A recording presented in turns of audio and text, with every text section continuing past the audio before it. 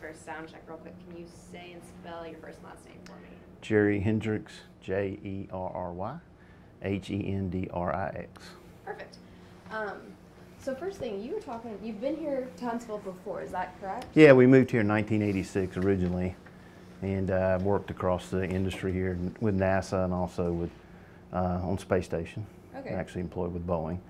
And then I also worked at a company called Camber here in town, and we were doing work for military operations and manned-unmanned teaming, as it's called, between manned helicopters and unmanned aircraft. And so we did some initial training and tactics, techniques, and procedures development for the U.S. Army.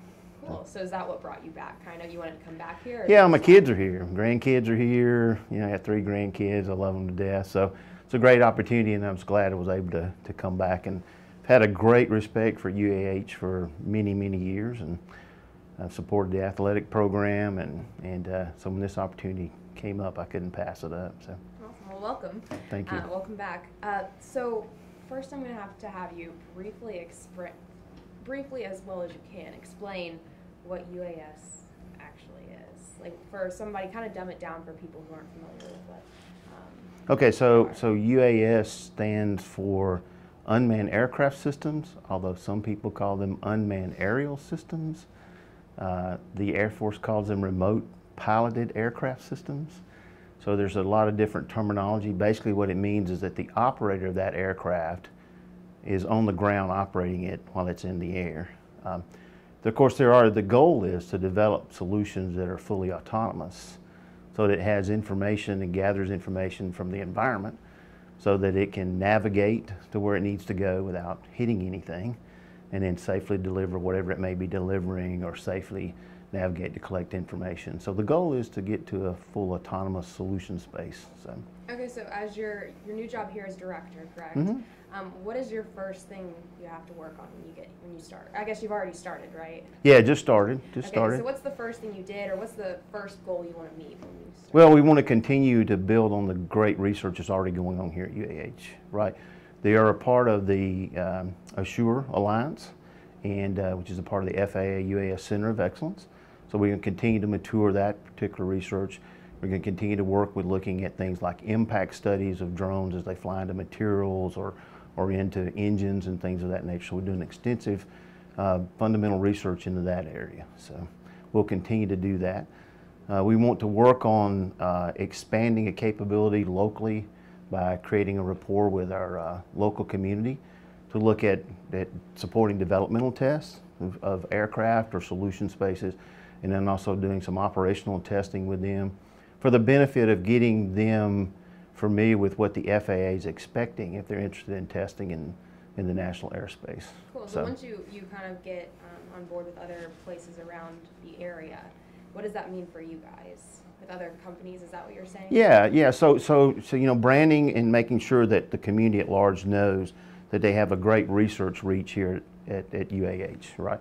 So with our technical excellence and capability, we want those opportunities to come to UAH for our students and our faculty and our researchers to be able to do things on their behalf, looking at certain kind of things, just like these impact studies. If you're going to fly in the national airspace with the Federal Aviation Administration, you're going to have an analysis done on how safe your aircraft is. So this gives you information by which you can develop the airworthiness procedures for the FAA, so that they'll approve your aircraft to fly in the national airspace. Okay. So. And in this position, are you going to have classes that you're teaching, or you're just purely supervising like research and stuff? Right now I'm just supervising research. I did teach a class at A&M in the Fundamentals of Engineering 1, Basics of Engineering, so was able to bring a wealth of experience from my career to students and then challenge them. And it's interesting, the biggest challenge for incoming freshman students at Texas A&M University in Corpus Christi was the time management aspect of engineering. So that became their biggest challenge. So maybe we'll get a chance to teach in the future. We'll see. Depends on what the university wants me to do. Okay, cool. So then right now, who does the research? Is it you and like a team of other professors or department heads, or is it like graduate assistants? Who does that? So it's a collaboration. We have students that are part of our solution here. And part of our team, we have professionals that you know, experienced number of years of experience working with other aviation industry, Bell or Boeing, corporations like that. So they're here providing their capability and services to the research aspects as well. Okay, So. cool. And then you mentioned you taught at Texas A&M. Mm-hmm. What exactly was your job role there? What did you do? So I was the executive director for the FAA UAS Test Site in Texas. It was originally it was one of the 6 selected FAA UAS Test Sites. Now there's 7. New Mexico's been added. And so our primary purpose was to test unmanned aircraft systems for the purposes of collecting information to determine how safe those aircraft were to fly in the national airspace.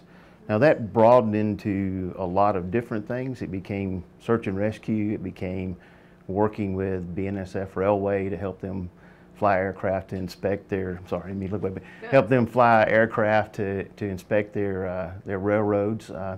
Now they have a full operation in New Mexico, Montana, and Texas, where they're actually doing day-to-day operations using unmanned aircraft systems to inspect the railway and to make sure that their trains are safe.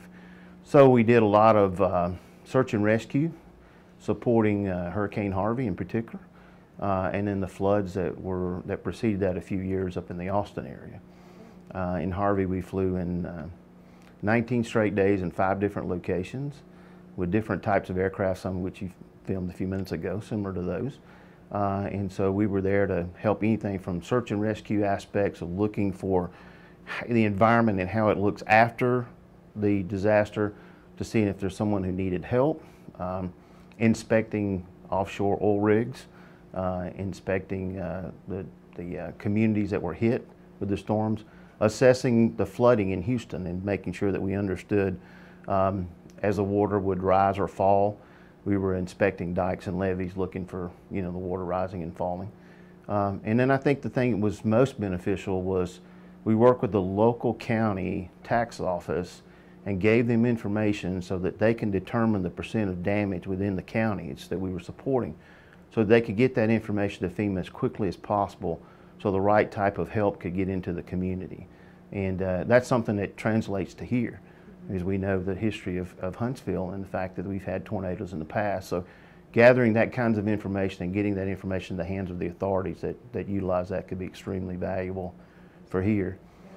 We worked under a organization that was called Air Wing 1, and it was a member of the Texas Task Force 1, which was a part of the FEMA response teams. The last thing we did with them was an exercise in Indiana where we went up and practiced an earthquake scenario. And we were there for 8 days inspecting collapsed buildings and things of that nature. So we utilized our unmanned aircraft systems to inspect those buildings, help the searchers determine where they needed to go to do their searches. And then we got out in front of them a little bit, and we actually were given the task to go inspect and do some surveillance in certain areas so that they could help determine what's the optimum path for their searchers to go in and inspect the areas and gain information from a search and rescue standpoint. So. That's cool. What part of Indiana? I'm from Indiana. Mustatuck, Indiana. Do you know where that is? I don't. It's just south of Indianapolis. Okay. I'm from Evansville, which is like the very southern point of Indiana. Yeah. So that's cool. How many years have you been doing this? So I started working on, I've been in the industry about 33 years, but I started working on unmanned aircraft systems probably in 2004, maybe, time frame. In the last 6 years, I've been in Texas working as the FAA UAS Test Site, so the executive director. So. Okay, cool. Anything else you want to add that I didn't ask you? Talk about reaching out to the communities more. Yeah, so what we want to do is we want to collaborate with the local community. We want to make sure that we're able to work with Geo Huntsville, able to work with the local authorities here in town, U.S. Space and Rocket Center, for example, and others, and make sure that they understand the fine capabilities that we have here, not only in doing the research on unmanned aircraft systems, but also pulling on our other facilities within UAH, which includes development of specialized payloads to be able to do certain things on either precision agriculture or inspection. And one of the things that we're really excited about is working with the airport authority and actually going out and doing surveys at the airport for them. We have some meetings set up later this week to have continued discussions with them, so we look forward to that. One of the things I was able to do in Texas, which translates here as well, is we work with national facilities and establish memorandums of agreement so that we could perform research on their behalf and we could also have our students be involved in their internship programs. So we want to go back and reach to some of those guys, and I'm going to say, hey, I moved over to UAH Huntsville, so why don't you, let's move over that MOA to there as well, so we can be involved in part of that.